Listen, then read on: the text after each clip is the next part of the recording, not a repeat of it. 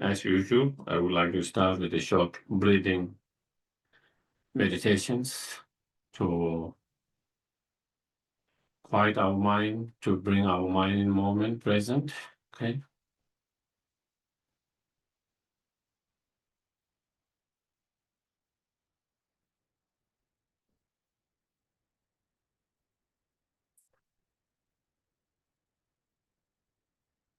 Keep yourself comfortable, relaxed.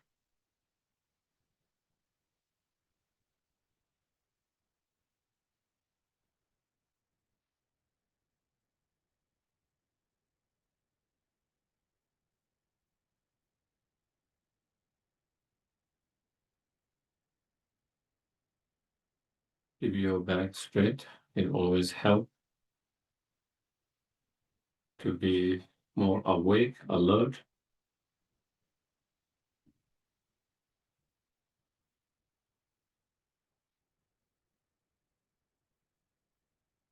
And as you breathe in and out normally, without trying,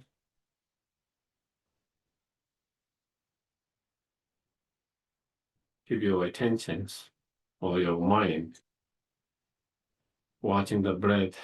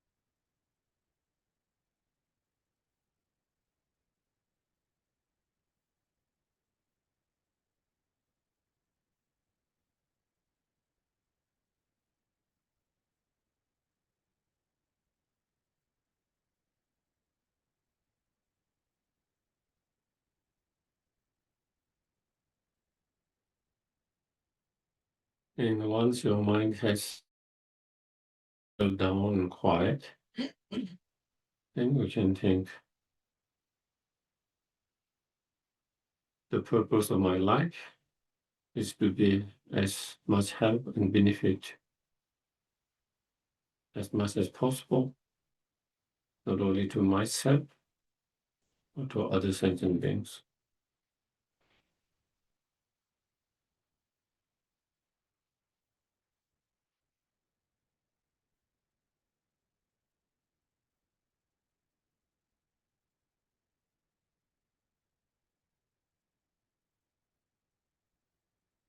And to be more benefit and help to others and oneself, I need to reduce and overcome those disturbing negative emotions,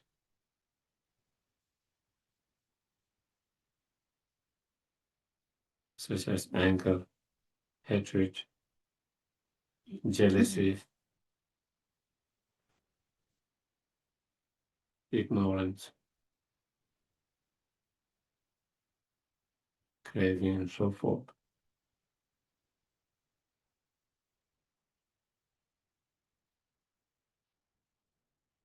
And trying to cultivate and improve those positive state of minds to love, compassion, awakening mind, the wisdom, patience, sense of contentment, and so forth.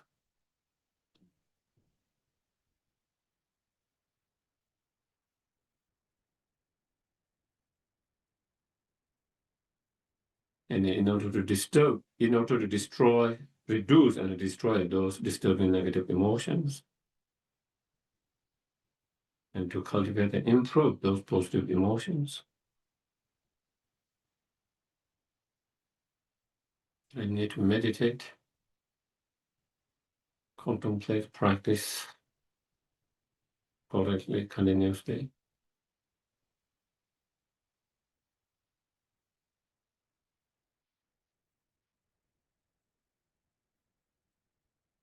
And to practice and meditate, I must be reminded of them all the time and continue to study and learn about them.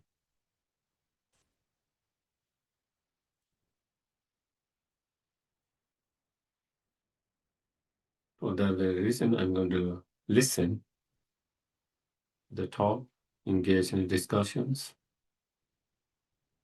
reflection, contemplations.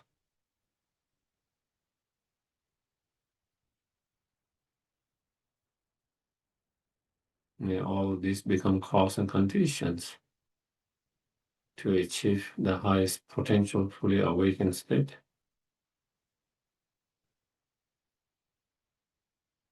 So I can be greatest benefit to all sentient beings.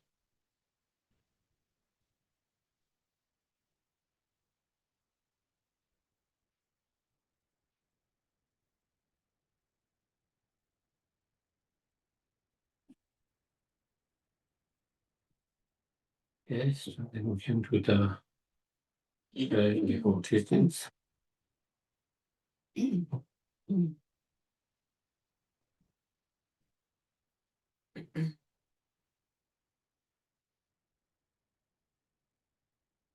Praise to Shakyamuni Buddha 3 times in English.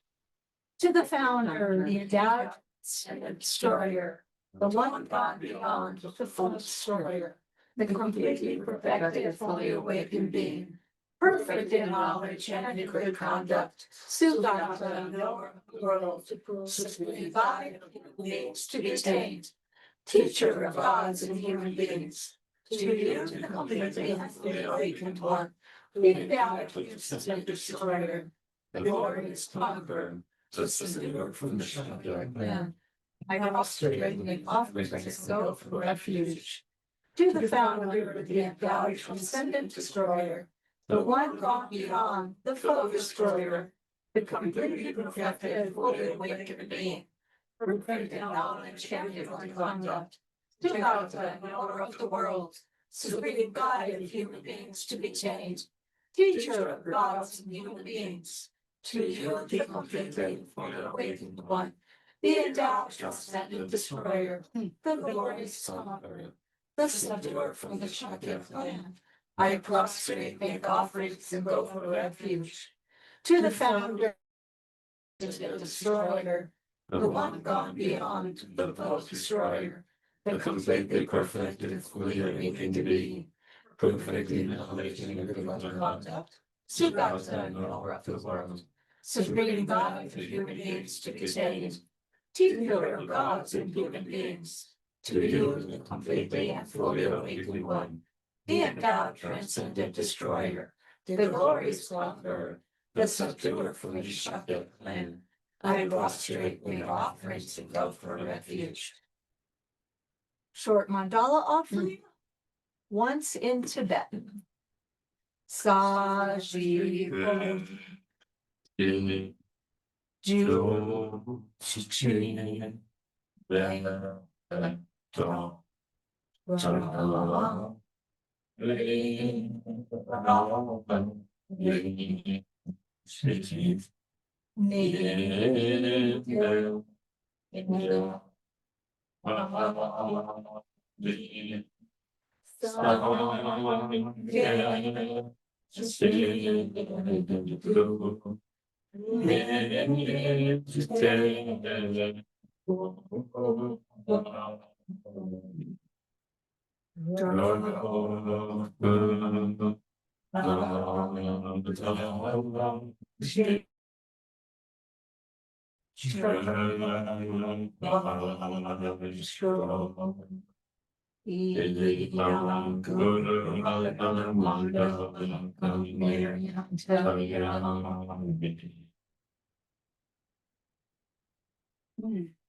Refuge in bodhicitta, once in English, twice in Tibetan. I go for refuge each time we light to the Buddha, the procession. By the exercise creating those distance to the Dharma, may I become a Buddha in order to benefit all.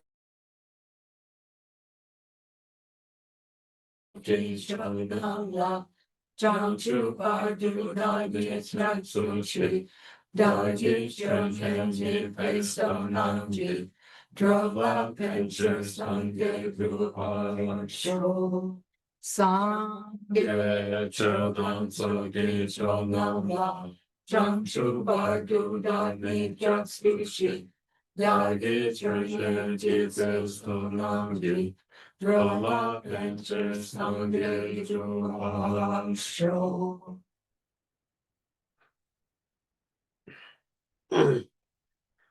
So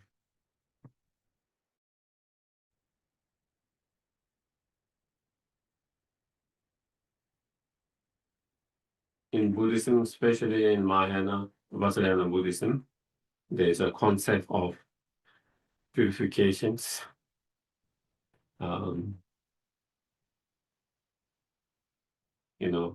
Purifying all the whatever negative energy or negative karma that we might have created in the past, knowingly, unknowingly, that those can be purified.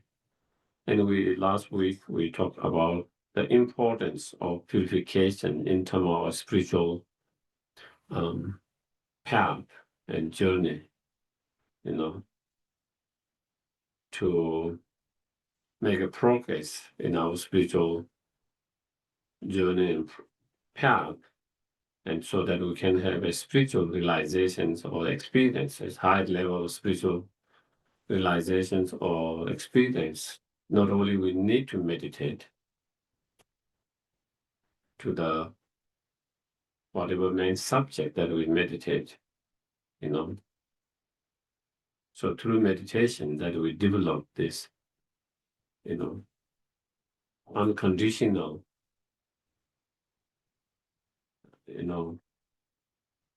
unbiased and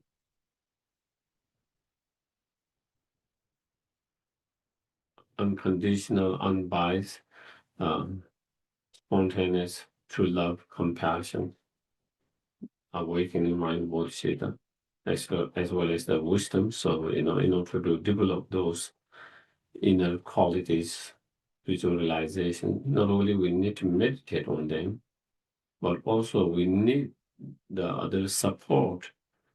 And one of the support that help is the purification, to purify all the obstacles. So there's no obstacle to develop those inner qualities, spiritual experiences.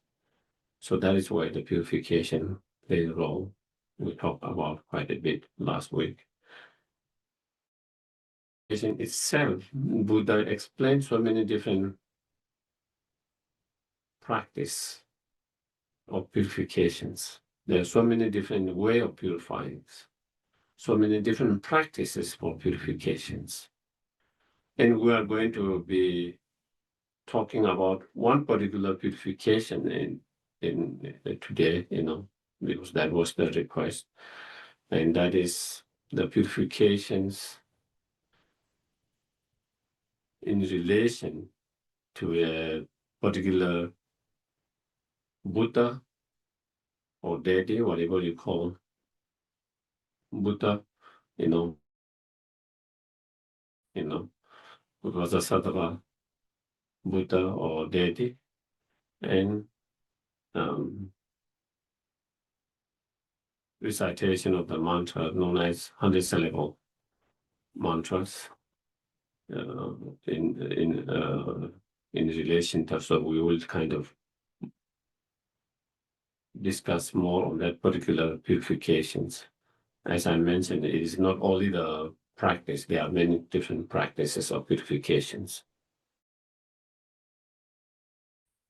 Powerful, very powerful practice, and also is very one of the most common purification practice you find, within all the Tibetan Buddhist traditions, which all follow the Mahayana Vajrayana practice or path.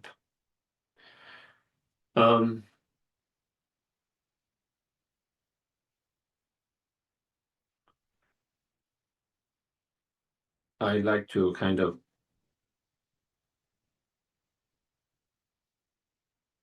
the importance of or the power of this practice, in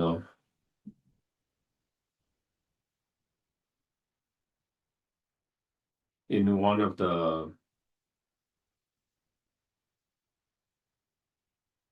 writing by one of the great Indian master, earlier master, in his writing Tantra on Standard Purification, in that particular writing, he talked about, that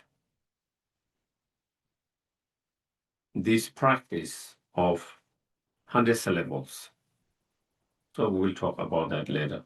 This practice of 100 syllable is, the most powerful practice for purify, and is the very heart of all the Buddhas or Tathagatas. Is the very hard practice, or is the very heart of all the Tathagatas and most powerful practice to purify. And then it says if you engage in this practice, one can purify all the broken samaya or places, precepts, and all the other negative karmas. It will protect from birth in the lower rebirth, and if someone take this as their personal daily practice, then again, they can make a big progress in their spiritual path and become the child of the Buddhas, and so he talked about that, the power of the powerful purification of this 100 syllable. Also, Aditya, one of the, again, another great Indian masters around 10, 11 centuries, who was one of the instrument in reviving Buddhism in Tibet. Historically, Buddhism came, I think it came even earlier, but strongly during the 7 centuries, around 7 centuries. Especially at that time, they started to translate all the scriptures from the Indian sources. Before that, I think the Buddhism came through China a little bit, and then there was translation from Chinese to Tibetan, even a little bit earlier. But after 7 centuries, the king at that time, he wanted to translate those not from the second sources, but the original sources. And that is why they started. And so after that, then Buddhism started to flourish. It flourished for a while. Then there was a decline due to certain external conditions.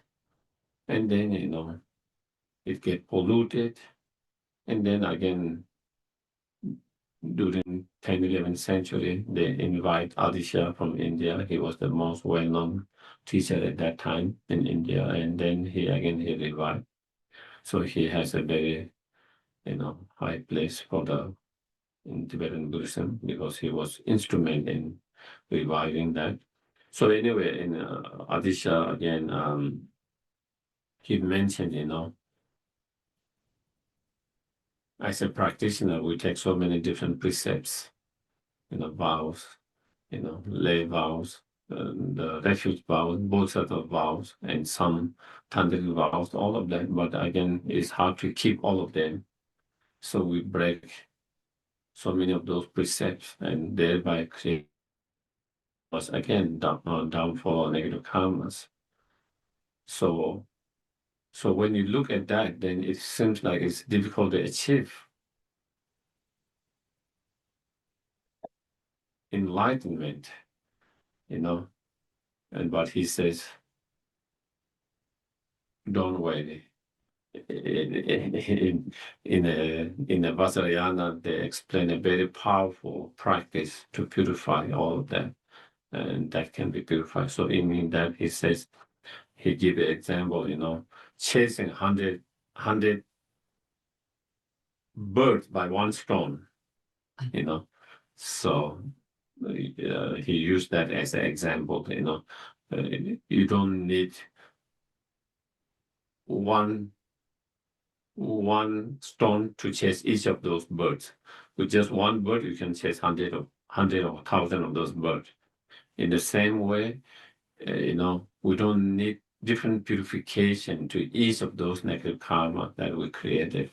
Just by one practice, that we can purify all those different negative karma that we might have created.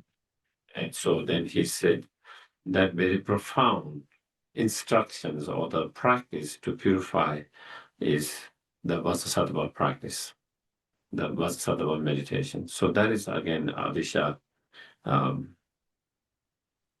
explain about that. Another great Indian masters also he said, in a text, and it's a commentary to the Kala Chakra, and in that master explains, out of careless, if we engage in unwholesome actions, negative karma, and if we become careless about that, even we create a small negative karma, unwholesome, it can become a very big. And just like he give an example, like bitten by a poisonous snake, if you become careless, if you don't take action quickly, then that poison can spread all over the body and it can be deadly.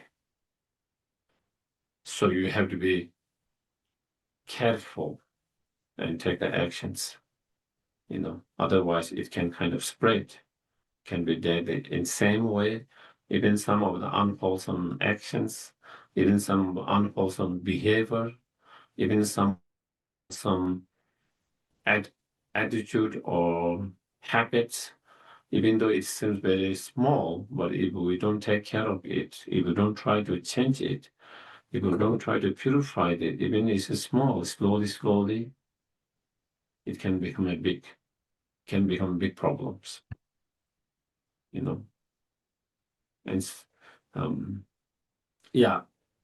but and thereby deteriorate our three doors, body, speech, and mind.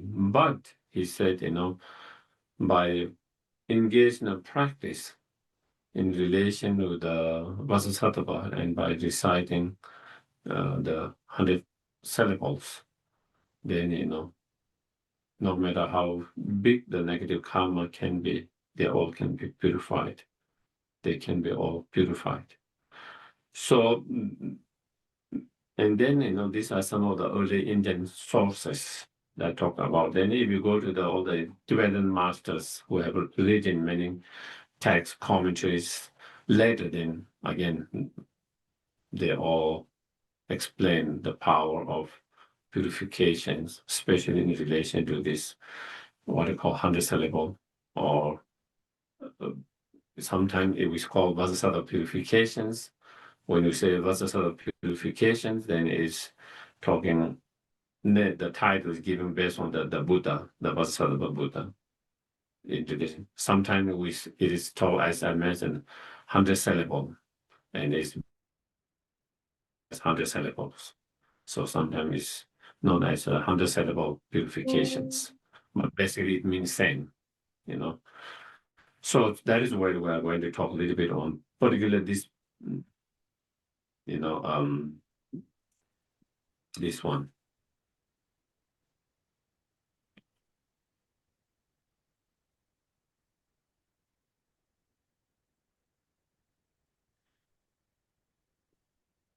So in this purification practice, you visualize the VAJRASATTVA. You know, the Buddha is a white color. You know, again, the white color symbolize purity. You know, normally, you know, the black symbolize the negative, white symbolize the positive, and so the negative karma symbolize black. So when you do the visualization, when you are cleansing all the negative karma, we visualize all them in the form of dark liquid dirts. Whereas the VAJRASATTVA and the visualization we do coming from his heart and the guidance of mantra, the nectar, the light, white nectar, white nectar and light, and then cleansing that. So that again, it is symbolizing the positive energy and purity. And so in his hand, he's holding Vajra, okay? There. We might have pictures. We don't have a VAJRASATTVA, but on the book. Yeah, if there- small booklet, I think maybe on the beginning of small booklet there is. But anyway, I think some of you are aware, but if you are, again, not familiar, don't worry about that at the moment. You can just visualize white Buddha. That's okay. But normally, you know, he's holding the Vajra on the right hand and the left hand bell. And these two symbolize, again, the Vajra and bell symbolize the method and the wisdom. The Vajra symbolize the wisdom, and the method, the compassion. The bell symbolize the wisdom. Because when you ring the bell, you know, how does the sound comes? You know, if you when you ring the bell, how does the sound comes? You know, by depend on many factors. The inside, what do you call, pendulum? Ringer, ringer. Ringer, like the pendulum, you know, there's something outside that they need to be hollow to make the sound. They need the space. So depending on it, and then someone who ring it. So depending on many cause and condition, it makes sound. Without other factors, you know. And if you try to find ways the sound, is it in that pendulum itself? Is it in that the outer part? Is it in the space itself? So you cannot find. So in that way, it symbolizes emptiness. So therefore, the sound of the bell is like symbolize emptiness. And so therefore, it symbolizes the wisdom. The wisdom relies on the emptiness. So Dolce, the Vajra symbolize compassion, the method, and the bell symbolize the wisdom. So then VAJRASATTVA holding the Vajra and bell symbolize it is the being, the enlightened beings who have actualized highest level of wisdom and the method. Someone who have actualized the highest level of that. So that's the VAJRASATTVA. So you try to visualize that. If you can visualize clearly, it's wonderful. If you cannot visualize clearly, that is not a big deal. You just think it is there. You can just think that VAJRASATTVA, the white Buddha is there in front of you. You know. And even that you have visualized difficulty, you can also even visualize a big white energy there. You know. Enlightened white energy there. whatever form it is. But it is this enlightened,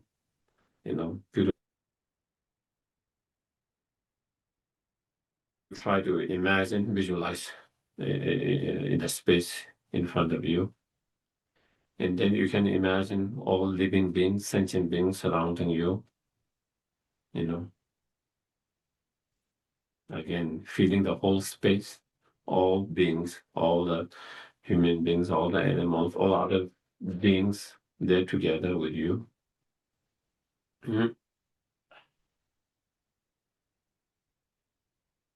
So that is what you try to visualize, Then after you visualize, then we try to do, in order to the purification to be powerful, there are 4 factors. Okay? What are known as 4 opening power. The opening power of reliance or the objects, the opening power of regret, and the opening power of what you call resolutions, the opening power antidote. So those 4 factors have to come in to become the purification effective, powerful. And those opening powers, those 4 factors are actually explained in the sutras. It's not that. So if there's a sutra explaining the 4 dharmas. The title of sutra is the Sutra explaining the 4 dharmas. In that, it mentioned that, and if I can read, here the Buddha said to the Maitreya, who happened to be in the audience, that Maitreya, whoever great bodhisattvas possesses the 4 dharma, all negative actions or karma created and accumulated will.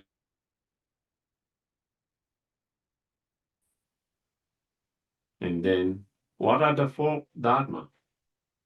And then thus, it is the opening power of regret, the opening power of antidote, the opening power of resolve or resolution, and the opening power of the objects. So again, those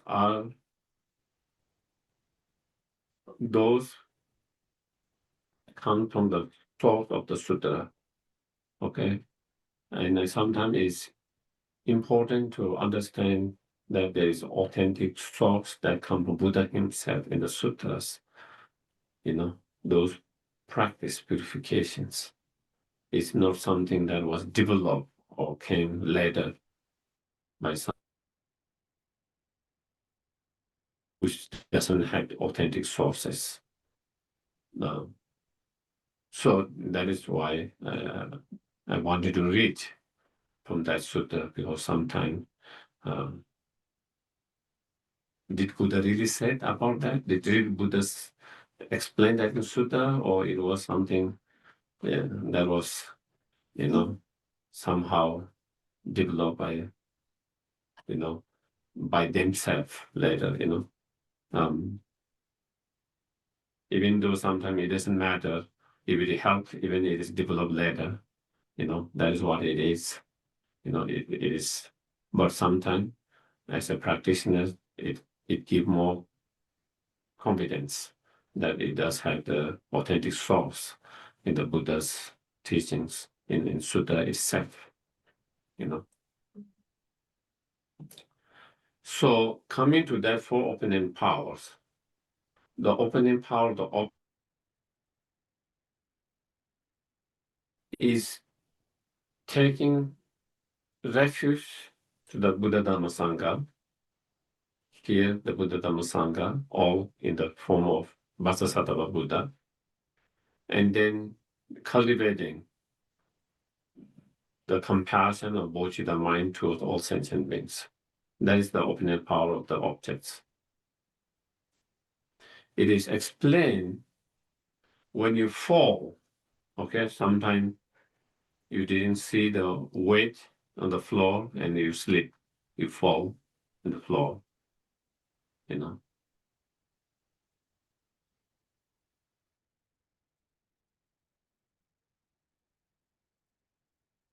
Sleep on the floor. How do you get up? You get up by relying on the same floor, putting your hands on the same floor, relying on the same floor to get up. The very floor that it made you fall, you rely on the same floor to get up. So it is the same way we rely on the same, we create negative karma in relation to certain objects. And we purify by relying on the same objects. So when we create negative karma, unwholesome actions, either we create unwholesome action, negative karma, in relation to holy objects such as Buddha, Dhamma, Sangha, or we create negative karma in relation to sentient beings. Those two things, two objects. Sometimes we create negative karma in relation to sentient beings because, we take the lives of other sentient beings. We steal from other sentient beings sometimes. Sometimes we lie to them. Sometimes we use a harsh words to them. Sometimes we, we create disharmony in them and create sufferings and so forth. Sometimes by cheating, others, by humiliating others, by abusing others, and in such way, then in relation to other sentient beings, we create this unwholesome action or negative karma in relation to sentient beings. Or sometimes we create negative karma, unwholesome, in relation to the Buddha, Dhamma, Sanghas. So in purify those negative karma, then we try to rely on same objects to purify. So to purify all the negative karma that we have created in relation to Buddha, Dhamma, Sangha, we try to purify by taking refuge to them. And to create the negative karma that we have created in relation to sentient beings, we try to purify by cultivating true love, compassion, bodhicitta mind towards sentient beings. So taking refuge and generating bodhicitta to all sentient beings is the opening power of the objects. We try to purify by relying on the same objects. And how we do? By generating true love, compassion, bodhicitta to the sentient beings, and by cultivating refuge to Buddha, Dhamma, Sangha. So by relying on the same object. So that is what called the opening power of the objects. So that is the opening power of the objects. It's opening power of regret. So we try to recollect whatever negative karma we might have created. Sometimes we create knowingly, sometimes unknowingly. Of course, if you do it knowingly, it's more stronger negative karma. If you did unknowingly, still you hurt, harm others, still is negative karma, but it's much lighter. But when you do it knowingly, intentionally, of course, it's much more stronger. But whatever, knowingly, unknowingly, sometimes we create negative karma, unwholesome actions. But then we try to recollect them and recognize, oh, that was a mistake. That was unwholesome. That was not healthy. That was harmful. That was harmful to others, harmful to me. That wasn't something good. So you acknowledge that. You acknowledge that, and we acknowledge and accept mistake as a mistake. That was mistake. That was unwholesome. That was unhealthy actions, behavior, whatever. So act and accepting as it is. That is mistake, unhealthy, that, and with that, then we regret. We regret for having created that mistake, that unhealthy, unwholesome actions. That is and also by remembering, the consequences of such actions, by contemplating karma, the consequences of such actions. And through that, then we try to generate strong regret, having through such action, harming others and oneself, we try to regret. So that's opening power, the regret. When I was a boy, I practiced unspeakable cruelty on my twin brother. And I can remember some of the things that I did, but not everything. And that's true of every aspect of my life. I can't remember some of the bad things that I had done. You don't have to remember each and everything. You try to remember what you remember, and then whatever, even though I don't remember whatever harmful action I might have created, whatever negative karma I might have done, I regret all of them.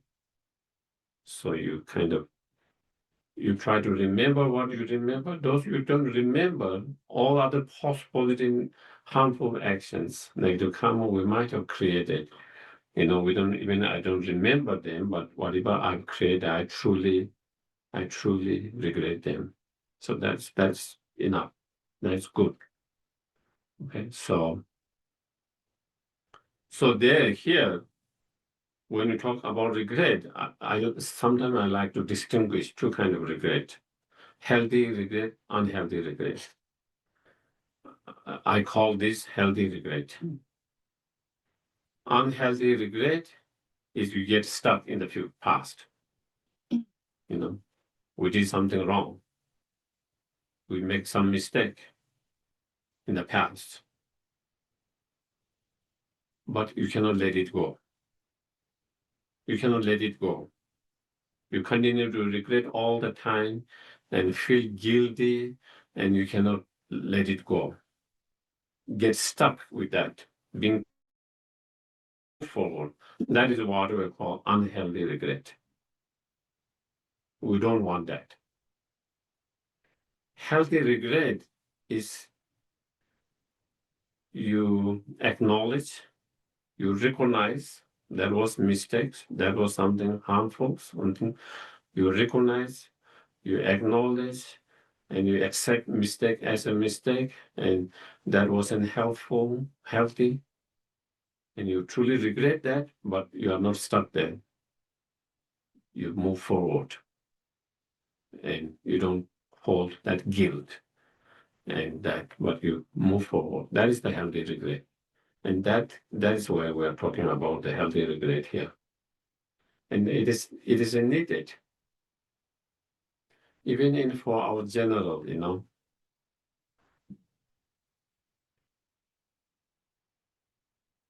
to make changes. If I have some kind of bad habit,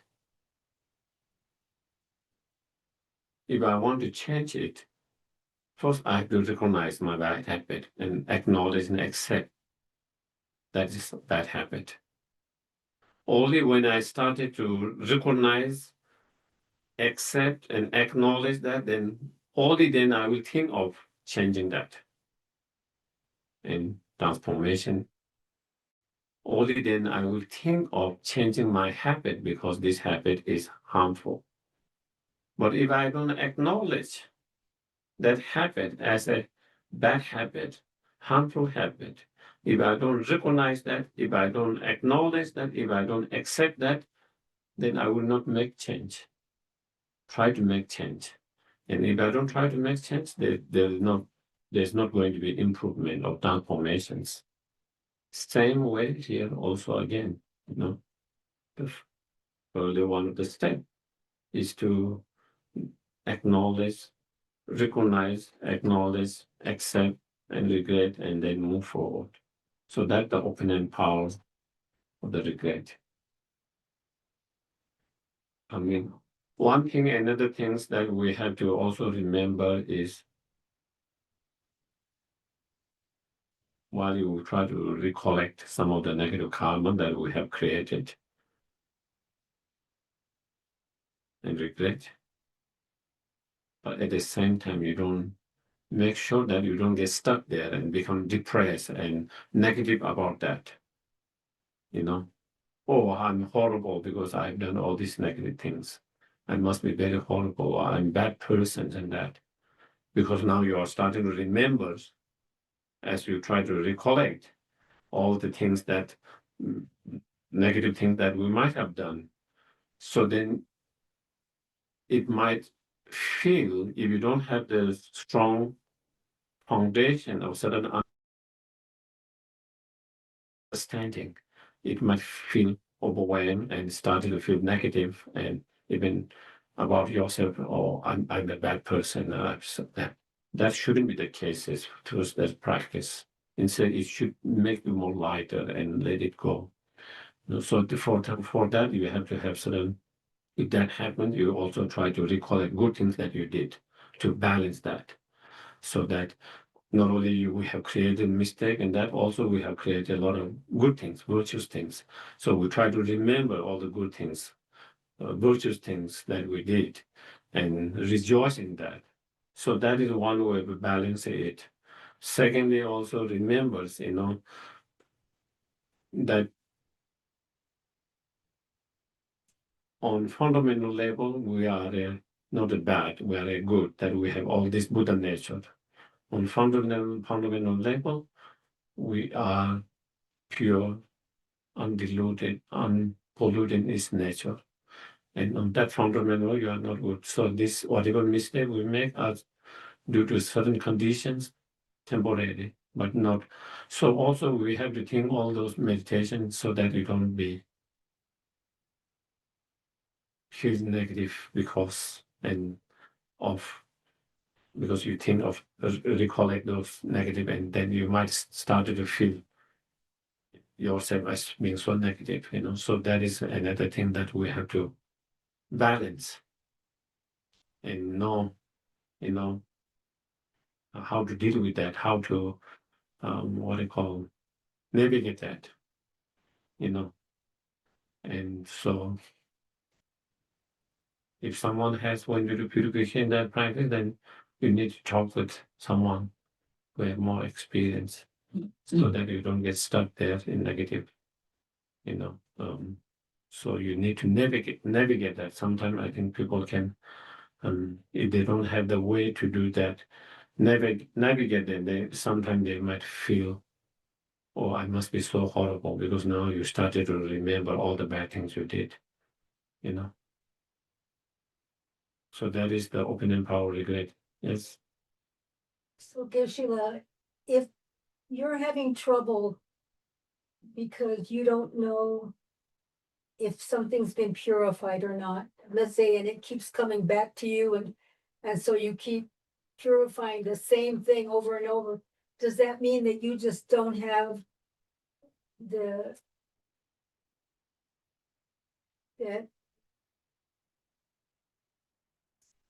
that you need to work on having more belief that it's really the way it is, like belief in the Buddha, that it's been purified, or Yeah, that means we don't have convictions in the practice. That means we still have doubt about those practice. So that means we are not having convictions. Sometimes it's like, flood comes, destroy everything. You fix it, again next week another flood comes, and again take everything. Again you fix it, after another week or month it comes, and sometimes it feels like you have never fixed it. But it's not true. Because there's continued that of destructions. And sometimes by doing purification, let's say I have some issue and that might have purified, but then I might be experiencing similar or continuity of that due to another negative karma that had not been purified. So when we talk about purifying negative karma, we are talking about countless, from the countless lifetime, especially in Buddhist time. So we cannot kind of expect all this purified with some practice in 1 hour or few days, few months, few years. I think that is very unrealistic. You know, there is a purification work, but it takes time, and sometimes we want it result like that. You know. And with that, sometimes we started to doubt. With every meditations, oh, I've been meditating on compassion, but I still, I still have issue with anger. I still have issue with self-cherishing. So then we doubt whether this meditation work or not, Or maybe we have been working with the breath and all things. And again, we still have all these different negative thoughts. And then again, we think, oh, it's not working. And same with purification, in all different practice, because one, we have so much, those negative force or energy are very strong. Our practice is very, very weak. When we do purifications, do you really have bodhicitta? We talk about 4 opening power. First opening power of the objects, refuge and bodhicitta. How strong is your refuge? How strong is your bodhicitta? And second opening power, how strong is your regret? If those forces are not so powerful, then your purification will be less powerful. Those factors are not so powerful, therefore the purifications that happens through coming through of those 4 factors are not. So therefore, again, so those are the certain things that we have to be mindful and aware of that. Sometimes it feels like nothing is changing, seems like it's not working, but sometimes the change happens in very subtle way. Takes time to see the result. Change happens very subtle and with the time. And sudden changes we might not see immediately, but that doesn't mean that it's not working. Yes, please. Is it necessary to take the same object of regret more than once? No. Or you just need to regret it once and then you're done with it? It depends, again, as I said, sometimes how sincere and how strong our regret are. To really build sincerely and true regret, sometimes we have to really work on that many times. We feel like we regret it, but we have not really truly regretted.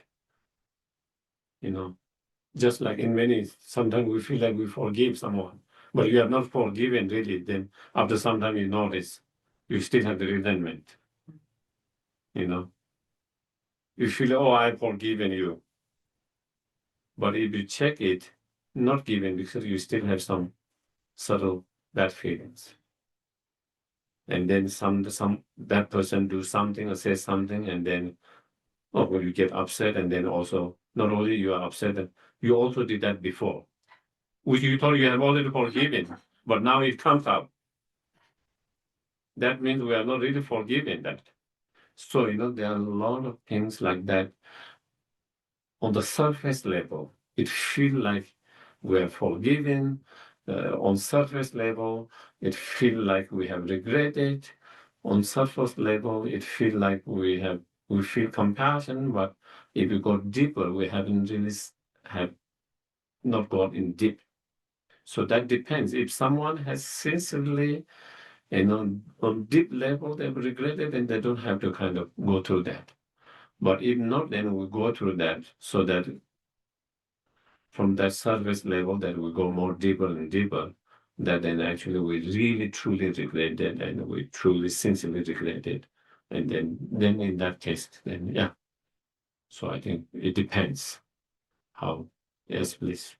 I was thinking maybe a piece that's missing is the acceptance. Yes.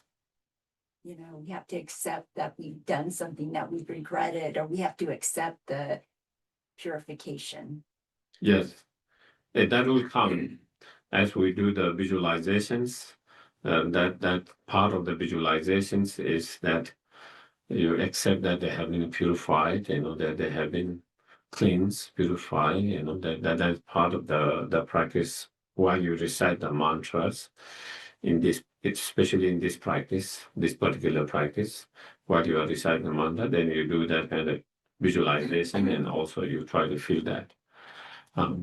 And also part of the, as I was saying, navigating when you are recollecting the negative things that we have, so that you don't fall in the negative state of mind, that feeling I'm so bad, and that part of that is where the, as you said, acceptance also come in that navigating. If you once started to feel how horrible I am, how bad I am, then again part of that navigating to not to be too negative is accepting that I am an ordinary sentient beings, like any other sentient beings. As a sentient beings, ordinary sentient beings, we have delusions. Because we have delusion, we make mistake. Even though I don't want to make mistake, even I've put all effort not to make mistake, but because I'm not enlightened, I can't be harsh for not being enlightened. All sentient beings are unenlightened. Anyone who is unenlightened make a mistake. You know, it's part of our spiritual growth, is a part of our journey, is part of who we are. And through that, accepting and not being too harsh on oneself is another important factors. Part of that navigating, so that you don't start to have, you know, low self-esteem or self-loathing, self-hatred, because, oh, I've done this negative, this, so I must be bad, you know. So again, sometimes we need those meditations. Part of that acceptance that, you know, reality is I'm unenlightened beings. Since I'm unenlightened, I have those delusions, and because of that, we do make mistakes time to time. Just like all others, the rest of other sentient beings. Even they don't want to make mistake. And even I don't want to make mistake. Even I try not to make mistake, it comes. And so then again, that kind of acceptance in that way, again, can help us not to self-hatred now to go in that negative state. So that will come if started to feel, then you have to navigate and try to meditate on those things. You know, so that is the second opening power. Okay, the opening power of the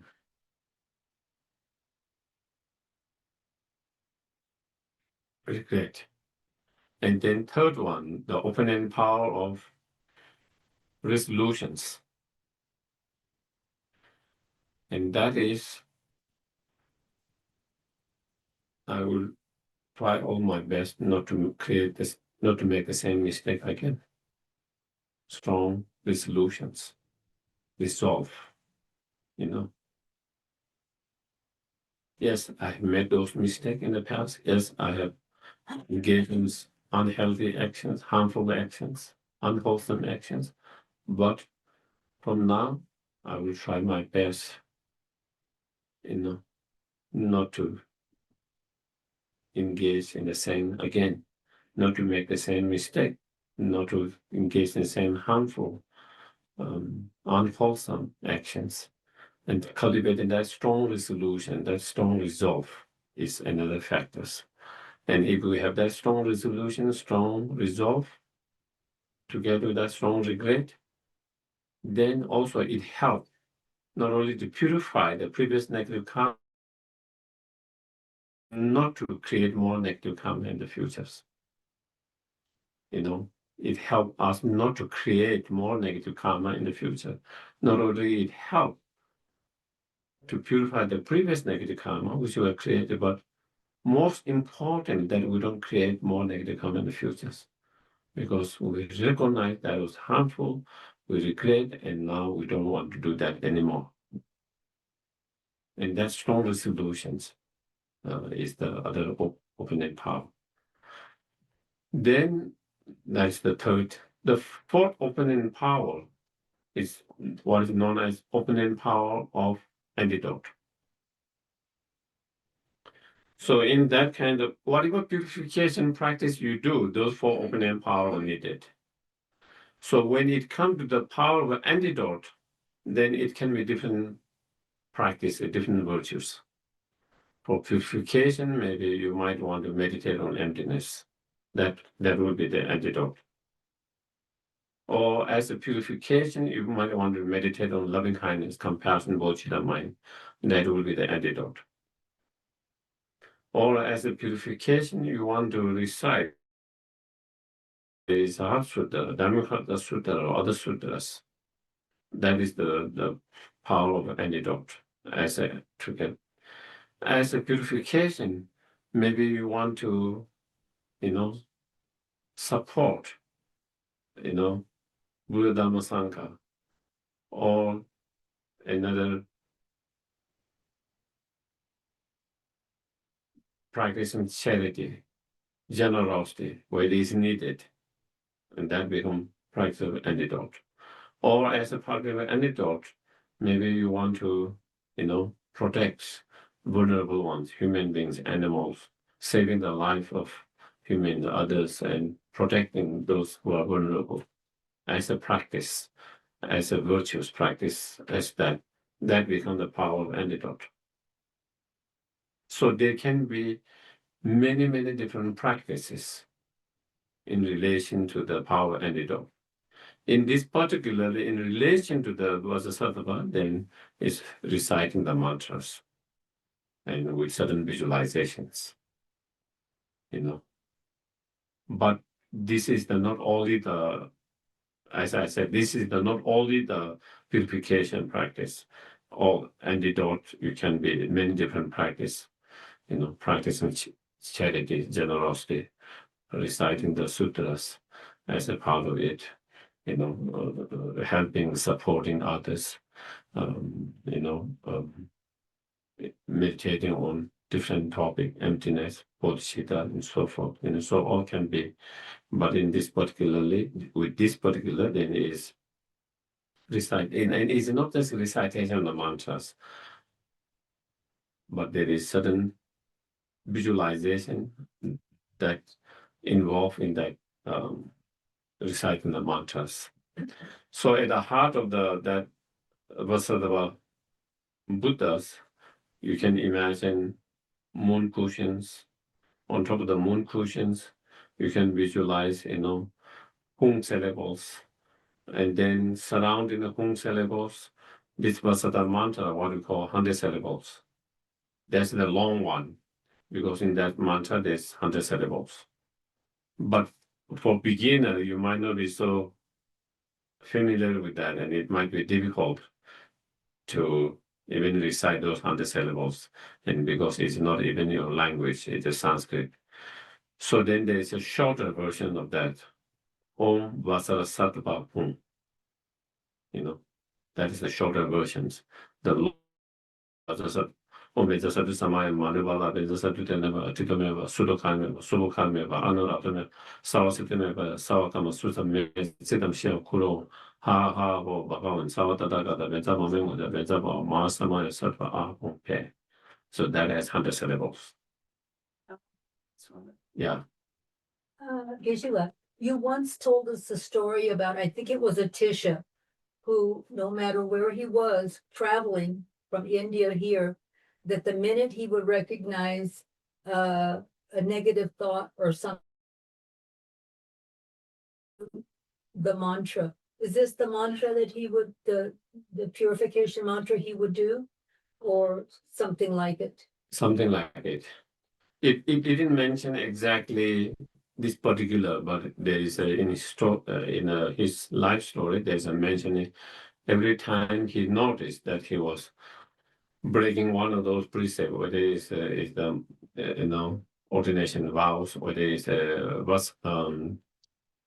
both sort of vows, whether it's tantric, try to do the purification immediately the moment he recognized.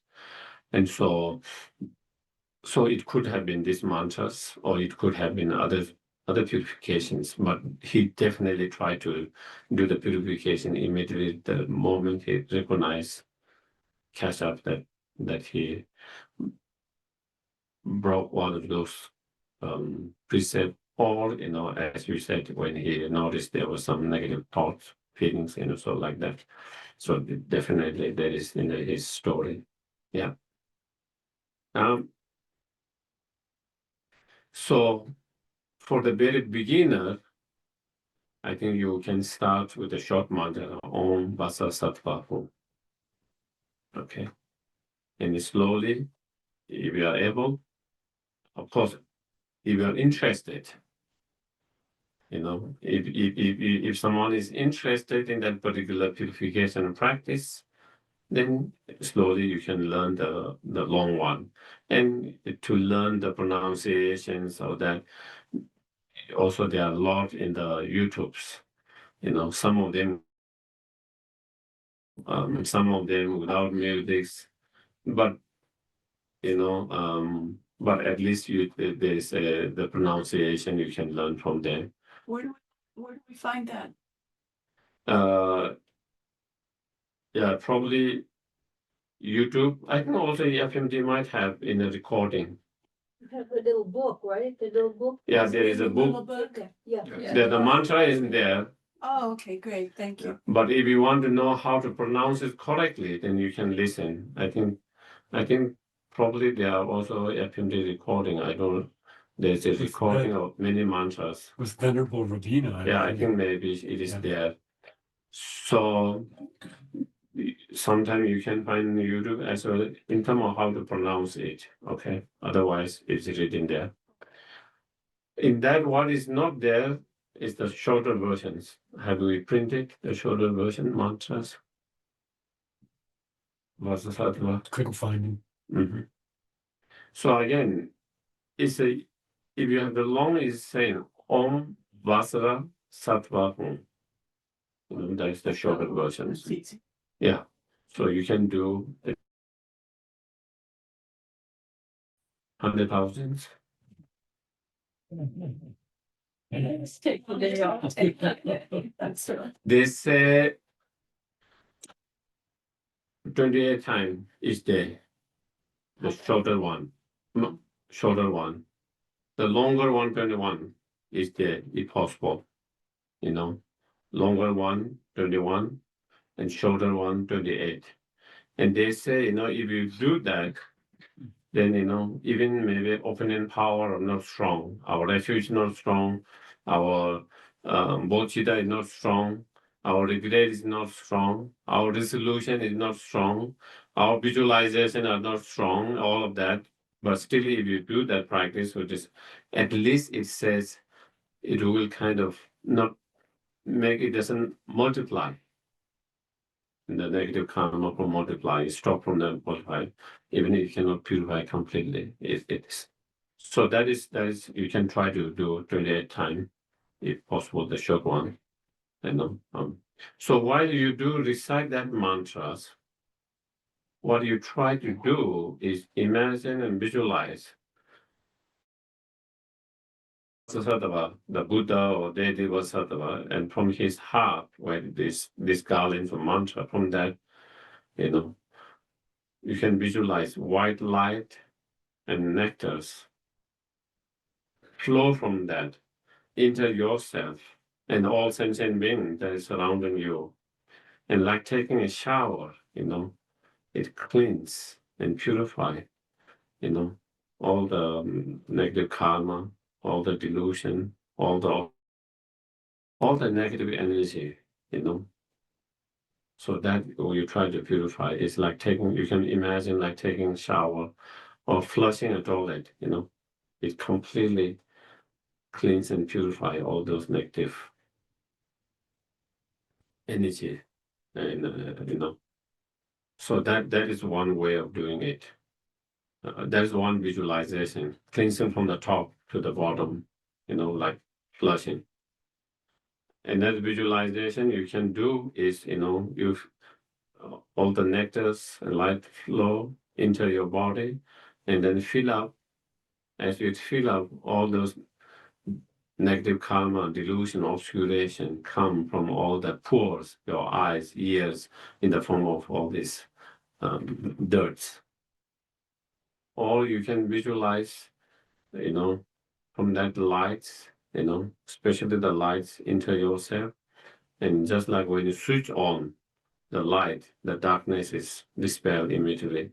In the same way, with that wisdom light, enlightened wisdom light, then it immediately kind of dispel all this negative instantly and cleanse all this negative karma, delusion, obscuration. So you try to do that.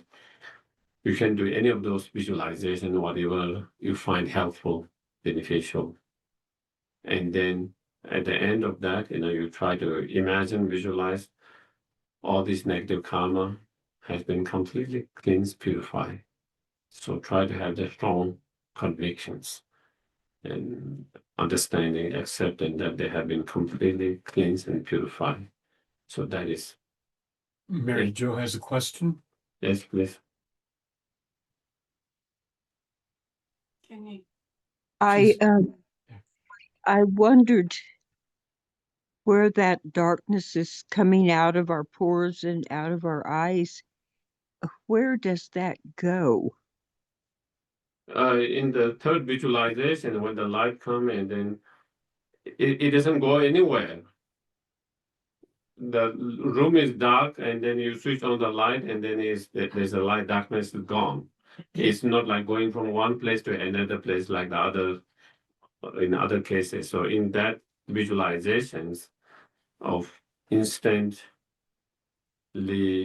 being purified and cleansed with that wisdom light, then it is just there itself. With the light, the darkness completely gone. So it is not Yes. like moving from one place to another place. Thank you. And I wanted to mention that the TNL has the VAJRASATTVA breakfast Monday through Friday from 9 to 9:30. And there people can hear the pronunciation and so forth. Oh yeah. And Katie, Venerable Katie, is not there right now, but it's still been very nice, very nice. So yeah, that is where the center in the Santa Fe, Tibetan, they are all for express meditations, morning half hour, evening half hours, led by different teachers, and then some senior students. In the evening they do the Vajrasattva half hour. I don't remember the exact time. It could be around 8 or 9, half hour. 9 And normally, what is the time? at 9 from 9 to 9:30. Okay, 9 to 9:30. At nighttime? Yeah, 9 to 9:30. And Venerable Katie does most of the time. Again, that will be another options if you want to kind of learn how to do actual practice steps. And then once you learn it, then you can do by yourself, that can be, and it's easy. They go to your website, and then there's Zoom link. You just click the Zoom link. It's you don't have to do much. It's quite easy. Yes. It's two questions. Well, one of Oh, them. can I have question instead of two? Could try to combine them. No. Still good. The first one is this good for the kind of karma that we accumulate that we're unaware of, like past life karma? Yes. Okay. Yes. And then the other one is you talked about at the end of this mantra practice that we should have the conviction that it's been done. Mhm. But in the back of my mind, if I know I'm gonna do it tomorrow, then there's always the like, is it am I complete? Why am I gonna do it tomorrow? You know, or Well, you know. if you stop creating from today to tomorrow, then you don't have to do that. So we have to do every day, because even though theoretically, let's say theoretically, okay, because my practice was very powerful, my bodhicitta was powerful, sincerely, my refuge was powerful, sincerely, regret, resolution, and all visualization, all of that very powerful, and I've been able to purify all my negative and previous karma, but I still have the delusions. As long as I have delusions, I will continue to create negative karma. And so therefore, whatever I've created in between, I still need to do tomorrow. And tomorrow, until we are free from the delusions. Once you are free from the delusion, then there is no more creating new negative karma created, contaminated negative karma created. Then at that time you can say, I purify, I don't need to do anymore. Until then, as long as we have the delusions, we will continue to make mistakes, we will continue to, of course, we will do less and less mistake, less and less negative karma, but still we will continue to. So that need to be purified. And so that is why, yeah. So even it is, but it is.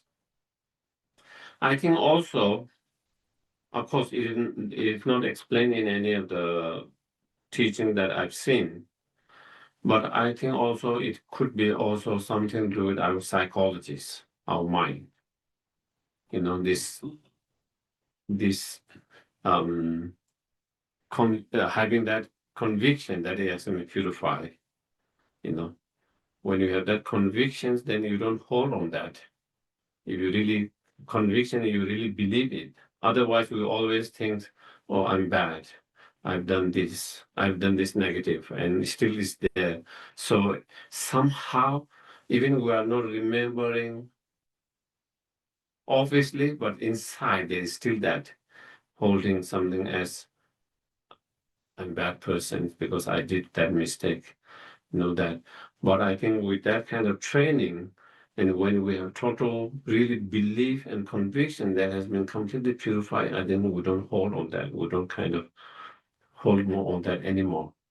That again, I think it is not only is, of course, there is purification, but I think it's also part of the training in the sense that we don't kind of cling and hold tightly to whatever mistake we have done in the past, not being able to let it go. That is what I find myself, that is also something related, kind of training our mind psychologists in a sense, certain level in that way. And what was the other questions? That was it. Oh, you combined those two questions? Yeah, well, the first one was very quick. It was yes or no. So, yeah. Okay. And it is. Yeah, Jessica, this is not a question, but okay, like if I think of myself, okay, and all of the karma from countless whatever, as a glass of dirty water, okay. So one way to clear the dirt out of the water is to send it through ultimate filters and filters and filters. But the other thing, and I think this is what's meant by the practice of the antidotes, is just you can clean the water by just keeping on pouring clean water into the glass with dirty water. And then the dirty can come out. Yeah, And it just, it's displaced. So that's what I think of in terms of the antidotes, like to practice bodhicitta, to protect others, to, generally, Yeah. all of those things are clean water being poured in to the Mhm. glass that has dirty water and you just. Yeah, splice it. eventually that is when you have this wisdom, when you have this body, and even there is negative karma will be purified. As Shandeva explained, one of the most powerful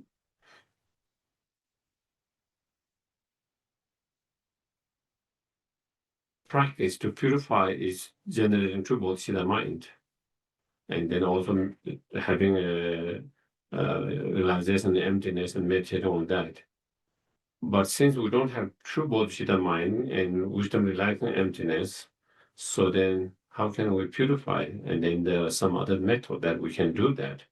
But once you have those tools, when you have true bodhisattva mind and when you have that wisdom realizing emptiness, that itself become the most powerful tool for purifications. But what can we do when we don't have those tools? And so then, such as the Vasudhava practice, recitation of sutras, practice of generosity, and all other things that we can do now, even before we have true bodhisattva mind and wisdom realizing emptiness, so. But once you have those tools, then those are the most powerful tools for purifications, yes. Any other questions?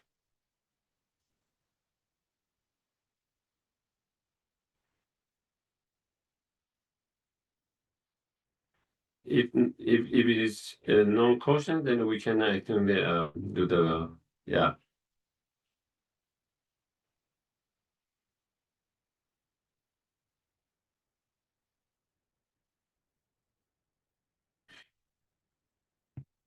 Yeah, then we can actually do the dedications. Okay.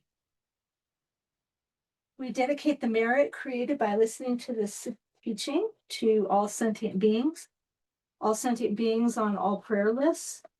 We dedicate for the health and long life of all our precious teachers.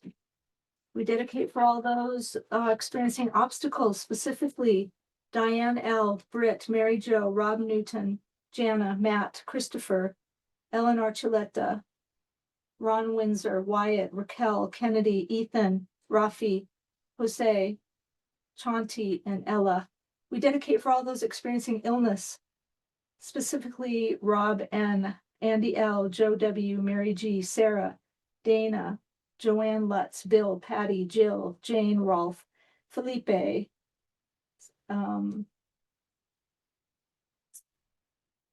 Sadie, and Suzanne. We dedicate for all those who have died in the last 49 days or who are dying, and may they have perfect human rebirths, find the Dharma, actualize the Dharma, have perfect teachers. Specifically, we're dedicating Mice, Squirrel, Dorothy, Lucky the dog, Contessa the dog, David Elliott, Tyler Dowis, Ernesto, Astrid, Larry Ward, Jane Goodall, Daisy the dog, Emma Blackthorn, Bailey Simmons, Greta Simmons, Diane Keaton, and Susan Stomberg. And also for, gosh, do I say Gandin Tripa? Is that the proper? No. No. Tisu. Tisu Rinpoche. Rinpoche. Mm-hmm. All right. May I add a death, please?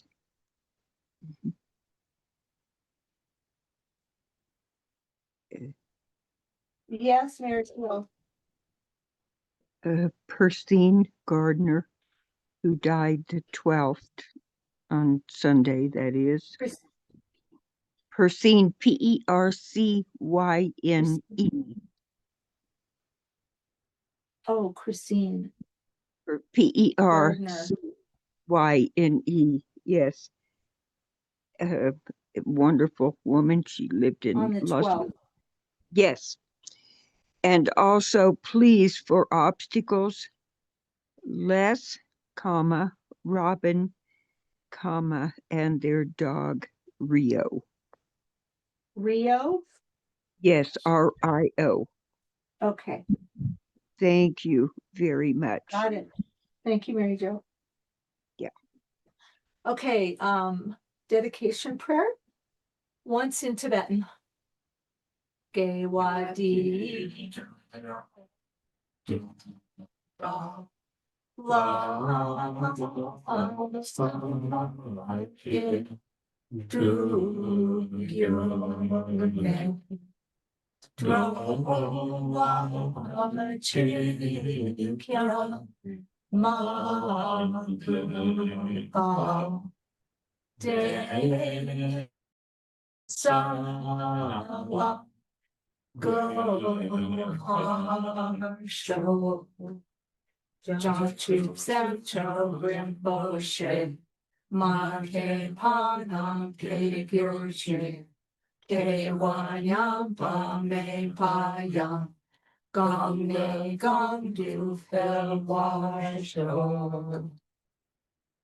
Long life prayer for His Holiness the Dalai Lama. In English, the wish granting, wish fulfilling jewel, source of every single benefit and happiness in this world, to the incomparably kind tenses Gyatso I beseech. May all your holy wishes be spontaneously fulfilled. And for the swift return of Lama Zopa Rinpoche, peerless teacher and assembly of the children of the victorious ones, Shravakas and Pradika Buddhas, victorious son, father and sons, along with the lineage masters, all the objects of refuge of infinite lands, please bestow the virtue and goodness of accomplishing despair here and now, holding and spreading the Buddha's precious and complete teachings. Through explanations of practice, you hold the armor of patience that is never discouraged. Incomparable, venerable Guru, to you I make request, while striving single-pointedly for sake of the victorious one of the agents. The soul gateway through which all benefit and happiness emerge, and for other living beings, you steadily nevertheless, through the undeceiving truth of the blessings of the ocean of the three regions, and the great ways of the children of the victorious ones, may the smile of the incarnation swiftly be in glory, fortunate disciples. Also, maybe I thought I might just came something in my mind. Also, when you talk about purification, we feel like our situations, whatever, have to improve all the time. But that is not always the case. Sometimes, and then we think the purification is not working.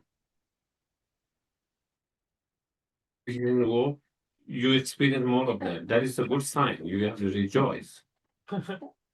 Yeah, that is why some of the great meditators, when they have some situation that they feel grateful, that is a sign of purifications. Instead of same with whether is Lama Zopa Rinpoche, when he had a manifestation stroke and all of that, he never doubted, but instead his faith has become more stronger, and feel all the purification he has done is a sign of purification. It's a good sign. Is actually a good sign, and that the Domdemba, the great Atisha's main disciple, the Tatama Master, same thing. At the end of his life, he had, leprosy. The rest of his life, he served a lot of leprosy people, but at the end, he got himself. But then that never doubt his practice, but he rejoiced and he was very happy that actually it happens.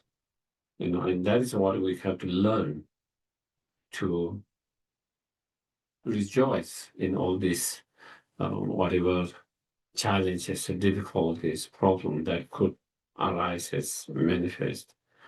If you read the Dhammapada Sutta, it also in Buddha explained that too, as a purifications, having purified, let's say, a negative karma to take a rebirth in a lower rebirth, for example, And through purification, we could have some challenge in this life. It's a good sign by going through these challenges, but you have purified. Otherwise, that could be in a lower rebirth. So compared to that lower rebirth and a little bit of challenge this life, there's nothing. So it's a sign of purification. It's a good sign. You should rejoice. But that is the problem for us, not being able to see that as a good sign. We see it as negative signs. Yes. We have to learn to do that. Okay, thank you. Good night. Thank you. Thank you. Thank Good you. night. Thank you, Geshe-la. Thank you. Thank you. Thank you so much. Thank you. Thank you, John. Thank you. All of you. Thank you, John. Sarah.